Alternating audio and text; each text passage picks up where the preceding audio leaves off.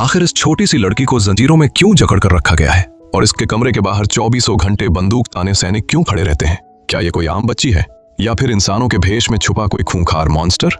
चलिए जानते हैं आज की इस रोंगटे खड़े कर देने वाली कहानी में। यह कहानी तब की है जब दुनिया पूरी तरह तबाह हो चुकी है और ज़ॉम्बी हर जगह फैल गए हैं। कुछ खास बच्चे जो इंसान और ज़ॉम्बी दोनों की तरह हैं, उन्हें प्रयोगशालाओं में बंद करके रखा गया है। वे तभी बाहर आते हैं जब उन्हें पढ़ाई के लिए कक्षा में ले जाया जाता है। मेलानी नाम की एक बच्ची और कुछ और बच्चे जो व्हील चेयर में होते हैं, वो रसायन विज्ञान की क्लास के लिए तैयार हो रहे हैं। ये क्लास उनकी टीचर मिस हेलन लेने वाली हैं, लेकिन मेलानी बीच में ही उन्हें रोककर कहती है कि वो एक कहानी सुनाए।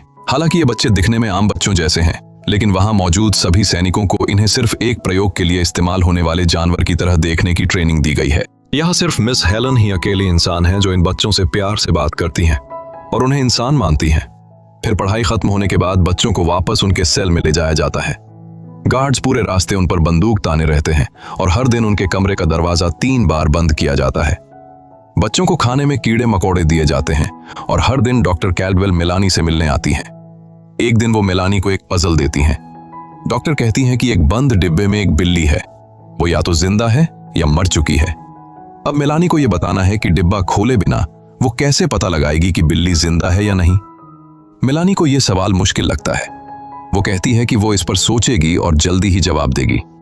इसके बाद डॉक्टर कैल्डवेल ने मेलानी से कहा कि वो 1 से 20 के बीच कोई एक नंबर बताए, जिस पर मेलानी ने 13 चुना। अगले दिन जब वो कक्षा में आई तो उसने देखा कि नंबर 13 वाले सेल में रहने वाला लड़का केनी कक्षा में नहीं आया है। अब मेलानी को शक होने लगा कि शायद उसके नंबर चुनने से केनी के साथ कुछ गलत हो गया। जब मिस हेलन ने देखा कि बच्चे अपने दोस्त की चिंता कर रहे हैं, तो उन्होंने उन्हें एक कहानी लिखने को कहा। उन्होंने बच्चों की जंजीरें भी खोल दी ताकि वे आराम से लिख सकें। जब सभी बच्चों ने अपनी अपनी कहानी पूरी कर ली तो मेलानी ने अपनी कहानी जोर से पढ़ने की इच्छा जताई। उसने एक सुंदर और बहादुर महिला की कहानी सुनाई जो जंगल में घूम रही थी। तभी एक बहुत बड़ा राक्षस उस पर हमला कर देता है और उसे खा जाना चाहता है, लेकिन वो औरत भागने की बहुत कोशिश करती है। फिर भी राक्षस बहुत ताकतवर होता है और उसे पकड़ लेता है।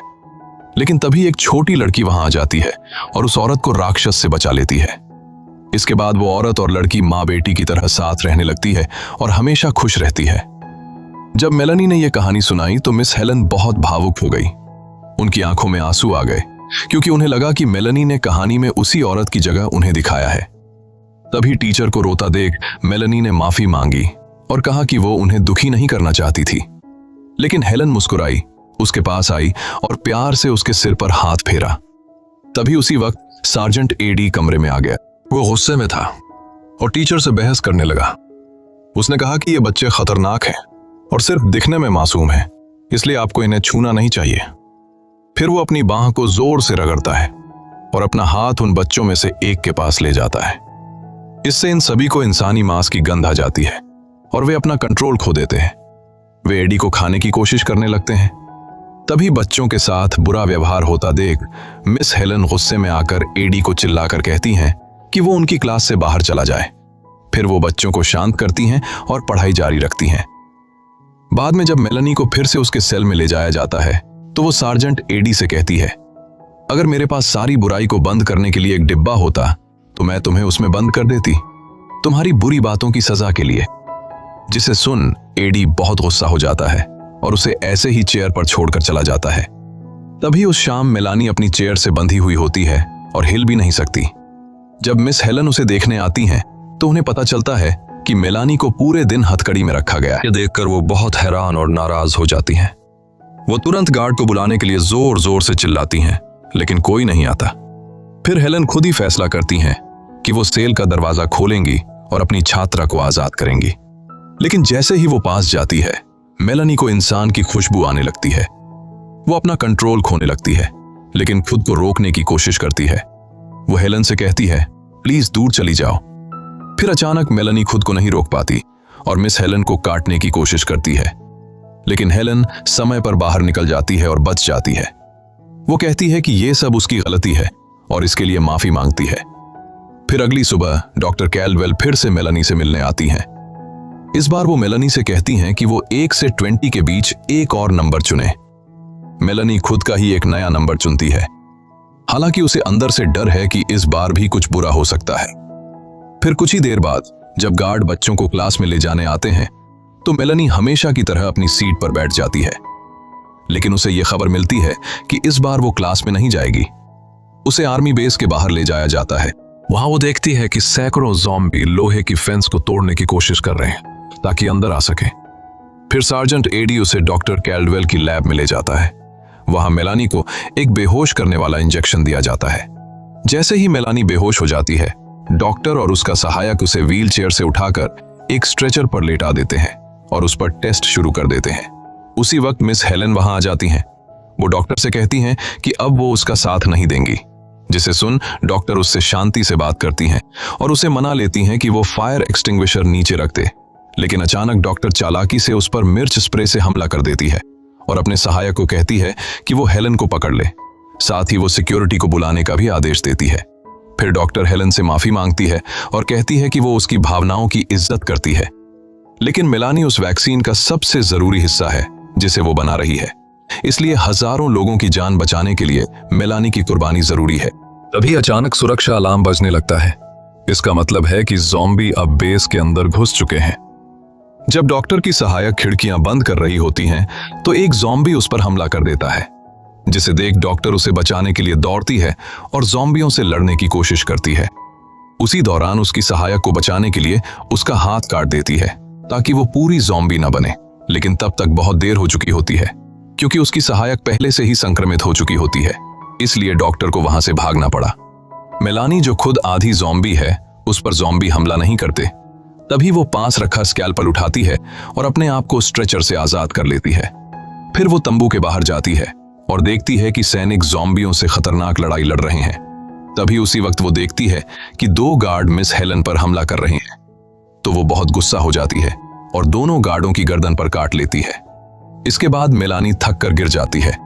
तभी हेलन उसे उठाकर युद्ध के मैदान से दूर ले जाती है। उसी समय जब ज़ॉम्बियों की भीड़ हेलन पर हमला करने ही वाली होती है, तभी एक सेना का टैंक वहां आ जाता है। टैंक की मदद से हेलन और मेलानी दोनों उस खतरनाक जगह से भागने में कामयाब हो जाते। जब वे एक सुरक्षित जगह पर पहुंचते हैं तो सार्जेंट एडी को पता चलता है कि मेलानी भी गाड़ी में है, इसीलिए वो उसे गोली मारने की तैयारी करता है। लेकिन मिस हेलन तुरंत अपने शरीर को मेलानी के आगे ढाल बनाकर उसकी रक्षा करती है। फिर वो गाड़ी का दरवाजा खोलती है ताकि मेलानी पहली बार आजादी महसूस कर सके। मेलानी अब आजाद है, लेकिन उसे समझ नहीं आता कि वो अपनी आजादी का क्या करे। वो बस लॉन में जाकर बैठ जाती है। तभी डॉक्टर कैल्डवेल कहती हैं कि अगर उन्हें वैक्सीन बनानी है तो मेलानी को जिंदा रखना होगा, क्योंकि वो सबसे जरूरी गिनी पिग बच्ची है। उसी समय मिस हेलन वहां आती हैं, जिसे देख मेलानी कहती है, मैंने कुछ बहुत बुरा किया है, मुझे उन सैनिकों को काटने का दुख है। तभी सार्जेंट एडी अब एक नई योजना बनाता है। वो कहता है कि सबको पास के सैन्य कैंप जाना होगा ताकि जरूरी चीजें लाई जा सकें। यह सुनकर हेलन पूछती हैं कि वहां के स्टाफ का क्या हुआ, जिस पर सार्जेंट जवाब देता है, उन्हें मरा हुआ ही माना जा रहा है। और बच्चों को लेकर वो कहता है कि वे ठीक रहेंगे क्योंकि ज़ॉम्बी ज़ॉम्बियों को नहीं खा सकते। फिर मेलानी को कार के बाहर किनारे वाली सीट पर बांध दिया गया है ताकि वो किसी टीम मेंबर पर हमला न कर सके। जब टीम सफर में होती है तो वे पानी भरने के लिए एक नदी के पास रुकते हैं, लेकिन तभी अचानक कुछ ज़ॉम्बी वहां आ जाते हैं, जिससे सभी चौंक जाते हैं।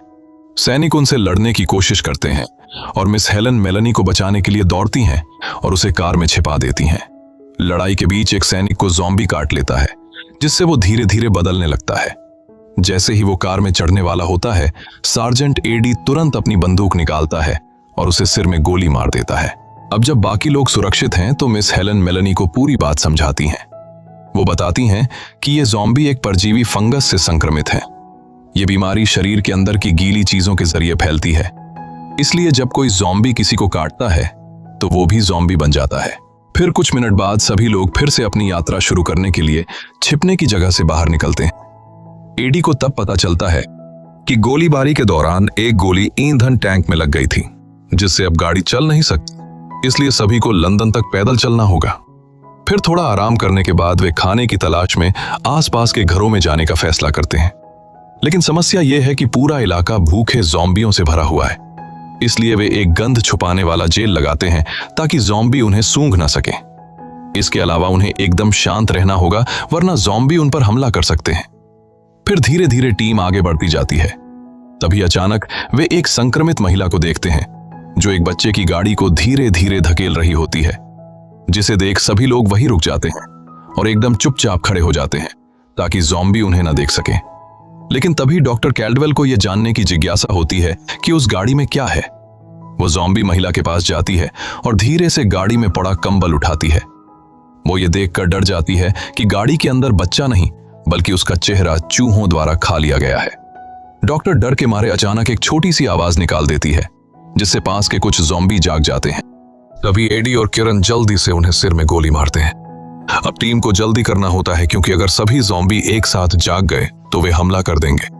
फिर कुछ देर चलने के बाद उन्हें एक सूना पड़ा गोदाम मिल जाता है और वे वहां जाकर छिप जाते हैं। उनकी योजना है कि वे इस जगह को थोड़ी देर के लिए आराम करने और छिपने की जगह के रूप में इस्तेमाल करेंगे। लेकिन सबसे पहले उन्हें यह देखना है कि अंदर कोई खतरा तो नहीं है। इसलिए हेलन और एक सैनिक गोदाम के चारों ओर घूमकर सब कुछ चेक करने जाते हैं। उधर डॉक्टर कैल्डवेल मेलानी पर नजर रखती हैं, क्योंकि उसे बाहर जाने की अनुमति नहीं है। इस मौके का फायदा उठाकर मेलानी डॉक्टर से पूछती है कि मैं कहां से आई हूं, जिस पर डॉक्टर जवाब देती हैं कि सार्जेंट एडी और बाकी सैनिक जब बचाव के लिए शहरों में जाते थे तो एक बार उन्हें एक अस्पताल मिला। वहां उन्होंने कुछ बहुत अजीब चीजें देखी, जैसे कि संक्रमित नवजात बच्चे। लेकिन बाकी ज़ॉम्बियों से अलग ये बच्चे सोच सकते थे, बात कर सकते थे और आम इंसानों जैसा बर्ताव कर रहे थे। इन नवजात शिशुओं को उनकी माओं के पास एक वार्ड में पाया गया था, लेकिन उन माओं के पेट फटे हुए थे और उनके अंदर के अंगों को किसी ने खा लिया था। डॉक्टर कैल्डवेल का मानना है कि यह सब एक ही घटना में हुआ था। सभी माएं एक साथ संक्रमित हुईं। उनके पेट में जो बच्चे थे उन्हें प्लेसेंटा के जरिए संक्रमण लग गया। जब उन बच्चों के शरीर पूरी तरह बन गए तो उन्होंने अपनी मां के पेट के अंदर से बाहर निकलने के लिए उन्हें अंदर से ही खा लिया। यह कहानी सुनकर मेलानी समझ जाती है कि डॉक्टर कैल्डवेल उसे वैक्सीन बनाने के लिए प्रयोगशाला का एक जरिया क्यों बनाना चाहती हैं। इसी बीच मिस हेलन उस इमारत के अंदर धीरे धीरे आगे बढ़ रही होती हैं। तभी उन्हें जंजीरों में बंधा एक ज़ॉम्बी दिखता है। वो तुरंत उसे मार देती हैं। फिर सारी जांच के बाद सब लोग इस नतीजे पर पहुंचते हैं कि ये जगह अब सुरक्षित है। इसलिए वे तय करते हैं कि इस रात वहीं आराम करेंगे। जब सभी सो रहे होते हैं तो मिस हेलन मेलानी को साफ कपड़े देती हैं और कहती हैं कि सुबह वो उसके लिए खाना लाने की कोशिश करेंगी। लेकिन सुबह सुबह सार्जेंट एडी देखता है कि इमारत के बाहर बहुत सारे ज़ॉम्बी घूम रहे हैं, इसलिए अब बाहर जाना बहुत खतरनाक है। मेलानी तब एक आइडिया देती है। वो कहती है कि वो बाहर जाकर ज़ॉम्बियों का ध्यान भटकाएगी ताकि बाकी लोग सुरक्षित रह सकें। अब उनके पास कोई और तरीका नहीं होता तो एडी उसे बाहर जाने की इजाजत दे देता है। तभी मेलानी पास में मिली एक बिल्ली को खा लेती है ताकि उसमें ताकत आ सके। फिर वो एक घर के अंदर जाती है जहां उसे एक कुत्ता मिलता है। वो कुत्ते को अपनी गोद में उठा लेती है और उसे चारे की तरह इस्तेमाल करती है ताकि ज़ॉम्बी उसका पीछा छोड़ दें। इस तरकीब से पूरा समूह जिंदा बच जाता है और वे कुछ और किलोमीटर आगे बढ़ते हैं। फिर वे ज़ॉम्बियों के एक नए झुंड से टकरा जाते हैं, जिन्हें देख वे तुरंत एक इमारत की छत पर चढ़ जाते हैं ताकि ऊपर से रास्ता देखकर भागने की योजना बना सकें। मेलानी इस बार भी आगे बढ़ने और सुरक्षित रास्ता खोजने की पेशकश करती है। अब वो रेडियो के जरिए टीम के बाकी लोगों से बात करती है और उन्हें रास्ता बताती है। एडी और बाकी लोग रेडियो के निर्देशों से सुरक्षित रूप से रास्ता पार कर लेते हैं। तभी रास्ते में एक जगह डॉक्टर कैल्डवेल को ऐसे फंगस के बीजाणु मिलते हैं जो अब हवा में फैलकर लोगों को संक्रमित करने के लिए पूरी तरह तैयार है। ये देखकर सब समझ जाते हैं कि अब खतरा बहुत बड़ा हो गया है, इसलिए पूरा ग्रुप तेजी से चलना शुरू कर देता है। वे तब तक चलते हैं जब तक कि एक बड़ी सी टावर जैसी जगह पर नहीं पहुंच जाते, जो एक विशाल पेड़ जैसी लगती है और बीजाणु वाले फंगस के गोलों से भरी होती है, जिसे देख डॉक्टर कैल्डवेल कहती हैं कि यहाँ कोई ज़ॉम्बी नहीं है, क्योंकि ये कवक पहले ही उनका दिमाग खा चुका है। अब ये फंगस अपना अगला चरण यानी बढ़ने और फैलने की तैयारी में है। जब डॉक्टर उस संरचना का ध्यान से निरीक्षण करती हैं तो उन्हें सैकड़ों बीजाणु वाले गोले दिखाई देते हैं। वो कहती हैं अगर ये खुल गए तो ये पूरी दुनिया के लिए तबाही बन जाएंगे। इसी बीच सार्जेंट एडी को पास में एक मोबाइल प्रयोगशाला मिलती है। डॉक्टर कैल्डवेल उन्हें बताती हैं कि इसका दरवाजा कैसे खोलना है। वो कहती हैं कि यह लैब पूरी तरह सील बंद और सुरक्षित है और यह सूरज की रोशनी से चलती है। फिर जब वे प्रयोगशाला के अंदर जाते हैं तो हेलन खाना ढूंढने लगती हैं। वहीं एडी सैन्य बैरकों से संपर्क करने की कोशिश करते हैं, लेकिन उन्हें कोई जवाब नहीं मिलता, इसलिए उन्हें जनरेटर को ठीक करना पड़ता है। ताकि ये जगह फिर से सही तरह से काम कर सके। इस बीच किरण सामान लाने के लिए बाहर जाने की पेशकश करता है। तभी मेलानी कहती है कि उसे भी बाहर जाना होगा क्योंकि उसने कबूतर खाया था, लेकिन अब फिर से भूख लग रही है। फिर वो थोड़ी देर सो जाती है। जब मेलानी उठती है तो वो ये देखने जाती है कि उस इमारत के अंदर क्या है। उसे बहुत आश्चर्य होता है क्योंकि वो वहां ज़ॉम्बी बच्चों के एक समूह को देखती है जो वहां छिपे हुए रहते हैं। ये बच्चे भी आधे इंसान और आधे ज़ॉम्बी होते हैं, लेकिन ये जन्म से ही जंगल में रहकर जिंदा रहे हैं, इसलिए वे नहीं जानते कि अचानक किसी इंसान से कैसे बात करें या कैसा व्यवहार करें। तभी अचानक सारे बच्चे अपनी छिपने की जगह से बाहर आ जाते हैं, जिसे देख मेलानी को शक हो जाता है कि वे सब किरण के पीछे जा रहे हैं। वो जल्दी से बेस लौटती है और सबको बताती है कि किरण खतरे में है। इस समय एडी किरण से रेडियो पर बात करने की कोशिश करते हैं, लेकिन कोई जवाब नहीं आता। असल में किरण ने खाने की तलाश में एक स्टोर के नीचे घुसने के लिए अपना वॉकी टॉकी हटा दिया था, इसलिए वो जवाब नहीं दे पाता। जैसे ही सार्जेंट एडी किरण को ढूंढने जाने वाले होते हैं, तभी बैरक से संपर्क हो जाता है, लेकिन तब पता चलता है कि सभी सैन्य ठिकानों पर हमला हो चुका है और अब कहीं से मदद आने की कोई उम्मीद नहीं बची है। फिर पूरा समूह किरण को ढूंढने निकलता है। मेलानी, जो आधी ज़ॉम्बी है, अपनी सूंघने की शक्ति का इस्तेमाल करती है ताकि किरण को खोजा जा सके। तभी दूसरी ओर किरण चौंक जाता है जब वो देखता है कि एक बच्चा उसके सामने आ गया है। वो बच्चा एक चूहे का इस्तेमाल करता है ताकि किरण को अपने पास बुला सके, क्योंकि उसका मानना होता है कि सभी इंसान जानवरों को खाते हैं। किरण उस बच्चे की मदद करने की कोशिश करता है, लेकिन जैसे ही वो आगे बढ़ता है, वो उनके जाल में फंस जाता है। और तभी अचानक एक और बच्चा उस पर हमला करता है और फिर बाकी भूखे बच्चे मिलकर उसे जिंदा खा जाते हैं। जब मेलानी और उसका समूह वहां पहुंचते हैं तो उन्हें सिर्फ किरण के शरीर के बिखरे टुकड़े जमीन पर मिलते हैं। मेलानी को समझ में आ जाता है कि जैसे किरण फंसा, वैसे ही अब हेलन और एडी भी खतरे में है। मेलानी तब बच्चों से बात करने की कोशिश करती है और सार्जेंट एडी से कहती है कि वो किसी भी बच्चे पर गोली न चलाएं, क्योंकि वे सभी बस जिंदा रहने की कोशिश कर रहे हैं, जैसे कि वो खुद। फिर वो सैवेज नाम के लड़के का सामना करती है, जो बच्चों के गिरोह का नेता होता है। वो उसे चुनौती देती है और दोनों के बीच लड़ाई शुरू हो जाती है। मेलानी अपनी हथकड़ी का इस्तेमाल करके लड़के की कलाई बांध देती है।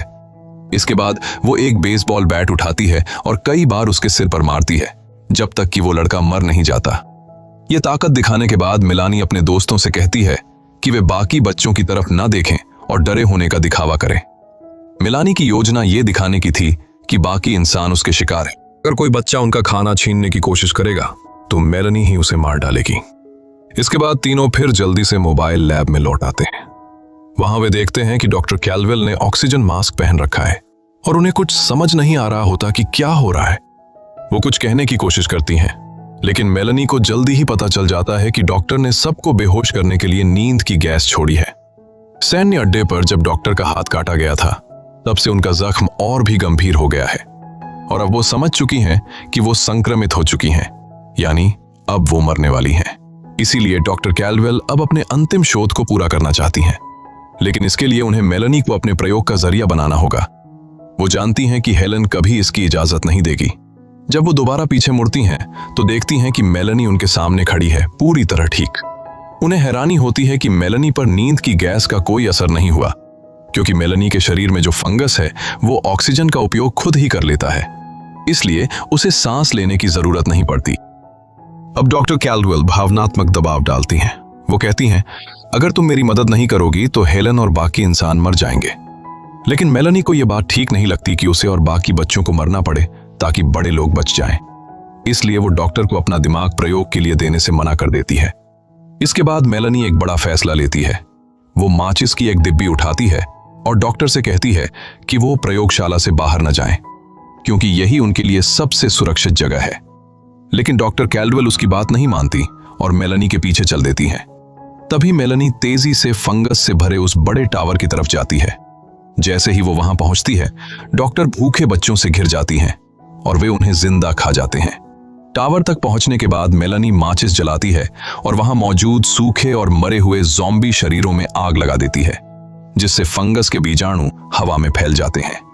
डॉक्टर कैल्वेल ने बताया था कि इस फंगस के बीजाणु आसानी से नहीं खुलते, लेकिन जब उन्हें गर्मी और नमी मिलती है तो वे फट जाते हैं और हवा में बहुत छोटे कण छोड़ते हैं। अब केवल ज़ॉम्बी ही खतरा नहीं है, जो भी व्यक्ति उन बीजाणुओं वाली हवा में सांस लेगा वो भी संक्रमित हो जाएगा।